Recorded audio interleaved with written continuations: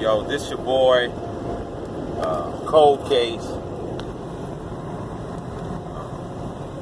Trying to teach some lessons as I tarry on down the road here. The way those white guys would say. Yeah, but look,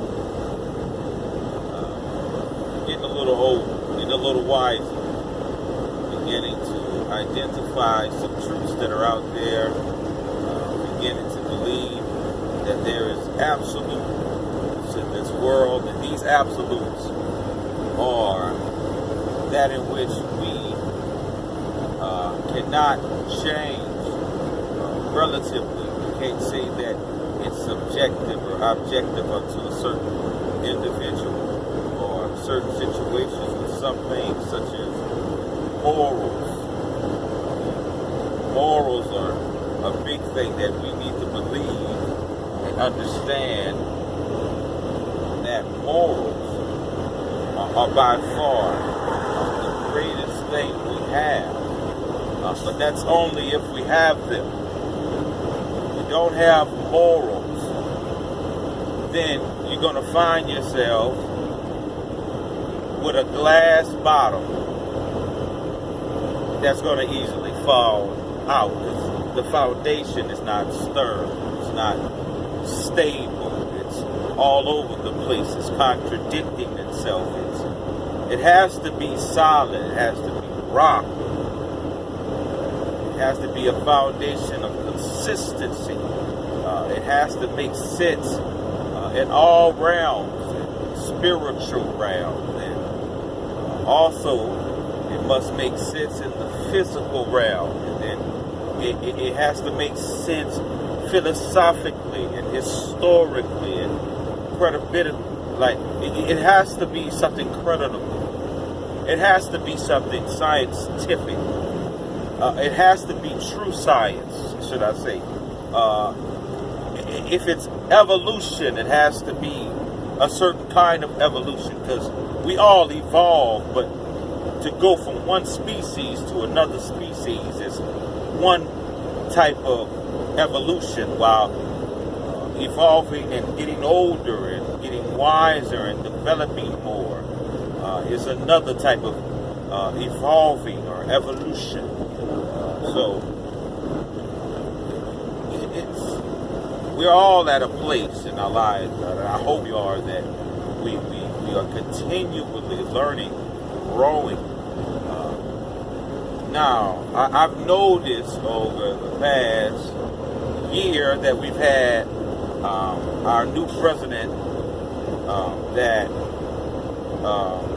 people now who are maybe quite possibly the reasons why things are the way they are really quick to play the part of the victim. And I mean, it's all over the world. It's all over it's in families, it's in politics, it's in churches, it's in schools, it's in universities, it's in the military, it's outside of the military, it's all over the place. People who are in the wrong. And believe me, there is a such thing as wrong. So I've met some people over the years, both in a lifestyle that's contrary or indicative of power or strength or going in a good direction. I met some folk in that lifestyle who really didn't believe there was a right or a wrong. It was just survival. And I understand that, but that's a pretty deep hole to dig for yourself. That's a pretty deep hole to dig for yourself, because what I've learned over years and gaining intelligence and interacting with different people throughout the world, throughout the country, everywhere I've gone, is that you can learn a great deal of information, but you have to apply it. Now, with those who part of the victim, they've learned the tool and they've just applied it. They've learned how to be master manipulators. They're all over the world. Once again, I say that they're all over the world. But America seems, because this is what we're close to, we see on an everyday basis. It seems, even in the eyes of other countries, because I've talked to other countries and other countries, it seems to be the most spoiled out of all. Yeah, and I'm going to say that again, the most spoiled out of all. But unfortunately, we have a false belief that in America, on one hand, some of us look at life through the eyes of a depressed, oppressed people. They really do. That's my people. You can't tell what I am by now. You know now. My people are always speaking quite often in reference to racial injustice, inequality, and things of that nature. The things they fought about in the 60s and the 50s. The things that Harriet Tubman fought for. The thing that Abraham Lincoln sighed for. Maybe even if he didn't truly believe it or desire for this to transpire, right? We come to find out that those same rights that all of those people fought for when they're spoken of today, because we still have made some leaps and bounds, but I don't think people get that how bad it affected us as well. We don't get that. Like stuff like Emmett Till will forever affect us.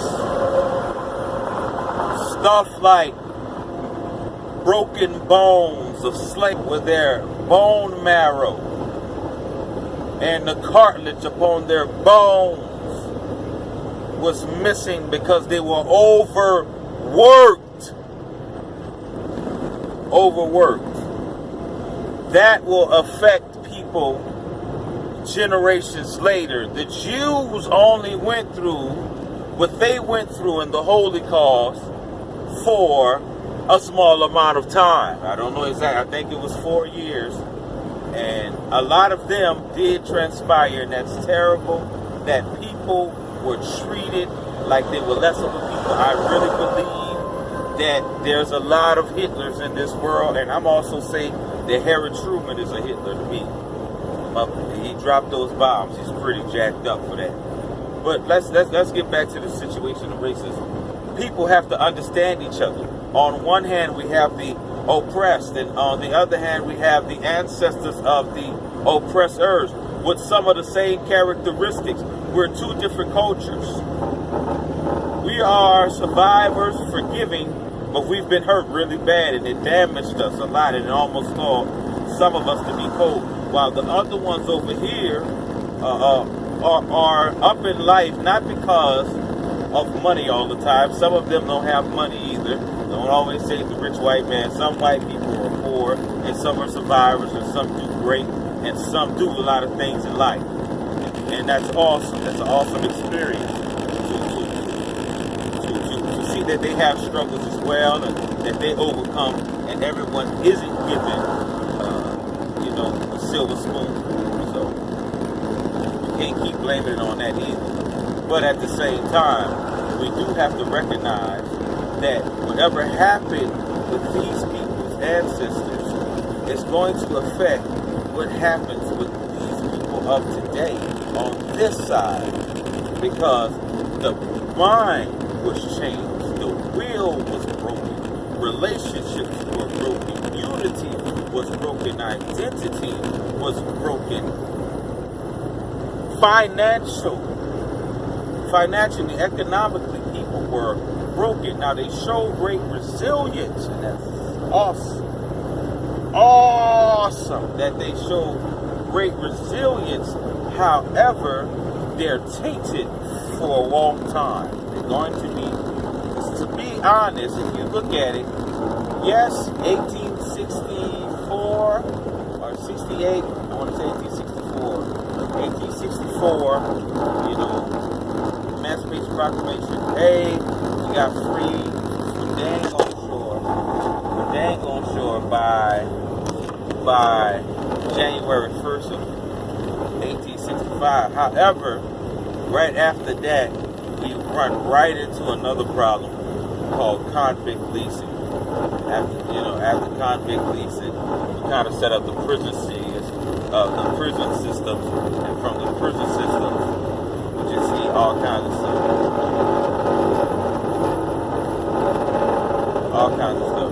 Yeah. But anyway, so whatever you do, don't let anyone take you off your focus. If you are, I just got a text message. People are selfish. I don't know why. Because they think that the world revolves. And these be people that really didn't have no part in doing anything other than maybe financially supporting you to make sure you don't starve, because that was supposed to. They didn't have redevelopment. That's deeper than life right now. But look, back onto track. Understanding each other. They're not the ones that did it. They do have some of the same characteristics nowadays. They don't know it. They're lost in it because that's the American way. They think the American way only way. Bright, shiny, But if you want to survive in this country, it makes most sense to do it their way, in their system. But we, over here, don't want to do. They got some of us are really lost. Some of us are smart enough to know, man, just do what they're doing, right?